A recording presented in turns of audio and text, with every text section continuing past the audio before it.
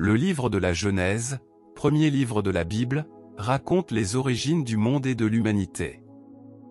Il relate la création, la chute d'Adam et Ève, le déluge de Noé, et l'histoire des patriarches, Abraham, Isaac, Jacob, et Joseph. La Genèse met en lumière les thèmes de la fidélité de Dieu, du péché, et de la promesse divine, préparant la formation du peuple d'Israël et introduisant l'histoire de la rédemption divine. Genèse 1, la création. Dieu crée l'univers en 6 jours, la lumière, le ciel, la terre, la mer, la végétation, les astres, les créatures, et enfin, l'homme et la femme à son image. Le 7e jour, Dieu se repose. Genèse 2, l'homme et la femme. Dieu façonne l'homme, Adam, à partir de la poussière et l'anime avec son souffle. Il plante le jardin d'Éden et y place Adam. Ève est créée à partir de la côte d'Adam comme compagne. Genèse 3, la chute. Le serpent tente Ève, qui mange le fruit défendu et en donne à Adam.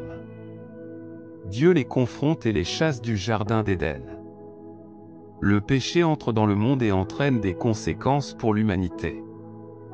Genèse 4, Caïn et Abel. Caïn tue son frère Abel par jalousie. Dieu punit Caïn en le condamnant à être un vagabond, mais lui accorde une marque de protection. La descendance de Caïn et de Seth est introduite. Genèse 5, descendance d'Adam. Liste généalogique des descendants d'Adam à travers Seth. Introduction de personnages importants comme Enoch, qui marchait avec Dieu et fut enlevé sans mourir. Genèse 6, la corruption de l'humanité. L'humanité devient extrêmement corrompue. Dieu décide de détruire le monde par un déluge. Noé, homme juste, est choisi pour construire une arche et sauver sa famille et les animaux. Genèse 7, le déluge. Noé obéit à Dieu et entre dans l'arche avec sa famille et les animaux. Dieu envoie 40 jours de pluie, et toute vie sur la terre est détruite. Genèse 8, la fin du déluge. Les eaux diminuent, et l'arche se pose sur le mont Ararat. Noé envoie un corbeau et une colombe pour vérifier si la terre est sèche. Dieu promet de ne plus détruire la terre par un déluge. Genèse 9, l'alliance avec Noé. Dieu bénit Noé et établit l'alliance de l'arc-en-ciel comme signe qu'il ne détruira plus la terre par les eaux. Noé plante une vigne, et son fils Cham est maudit pour avoir vu la nudité de son père. Genèse 10, descendants de Noé. Tableau des descendants de Sem, Cham, et Japheth, les fils de Noé, formant les nations après le déluge. Genèse 11, la tour de Babel. Les hommes décident de construire une tour pour atteindre le ciel. Dieu les disperse en confondant leurs langues. Généalogie de Sem jusqu'à Abraham. Genèse 12, l'appel d'Abraham. Dieu appelle Abraham à quitter son pays pour aller à Canaan. Abraham obéit. Abraham se rend en Égypte à cause d'une famine aimant sur le fait que Saraï est sa femme. Genèse 13, séparation de Lot et Abraham. Abraham et son neveu Lot se séparent à cause de la surpopulation de leurs troupeaux. Lot choisit les plaines fertiles près de Sodome, et Abraham s'installe à Canaan. Dieu renouvelle sa promesse à Abraham. Genèse 14, Abraham sauve Lot. Lot est capturé lors d'une guerre entre rois. Abraham mène une expédition pour le sauver. Abraham rencontre Melchizedek, roi de Salem, qui le bénit. Genèse 15, l'alliance avec Abraham.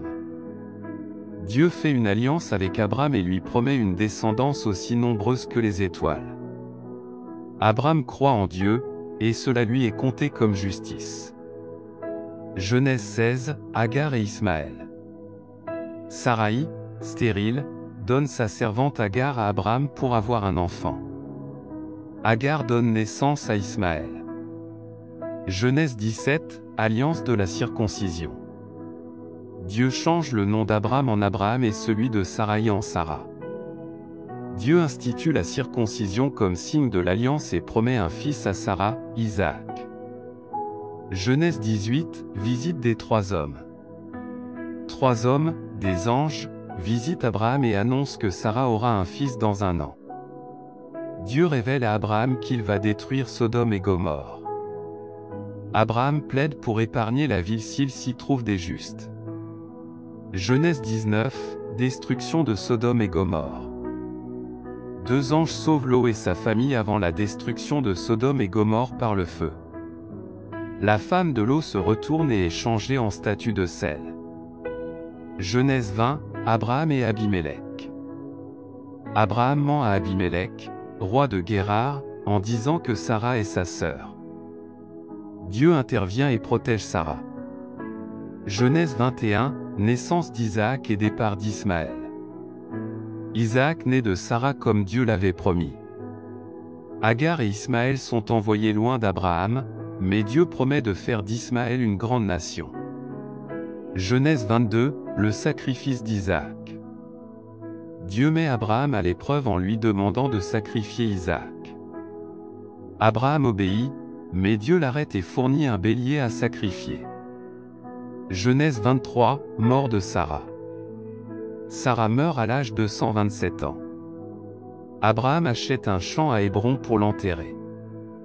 Genèse 24, mariage d'Isaac et Rebecca. Abraham envoie un serviteur chercher une épouse pour Isaac dans sa famille. Rebecca est choisie et revient pour épouser Isaac. Genèse 25, descendance d'Abraham et naissance de Jacob et Ésaü. Abraham meurt après avoir eu plusieurs autres enfants avec Kétura. Jacob et Ésaü, les fils jumeaux d'Isaac et Rebecca, naissent. Ésaü vend son droit d'aînesse à Jacob. Genèse 26, Isaac à Guérar. Isaac suit les traces de son père et ment également à Abimélec en disant que Rebecca est sa sœur. Dieu renouvelle la promesse faite à Abraham. Genèse 27, Jacob vole la bénédiction. Avec l'aide de Rebecca, Jacob trompe son père Isaac et reçoit la bénédiction destinée à Ésaü.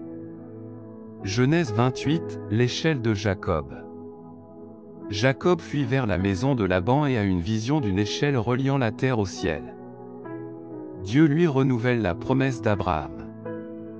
Genèse 29, Jacob, Léa et Rachel. Jacob tombe amoureux de Rachel mais est trompé par Laban, qui lui donne d'abord Léa en mariage.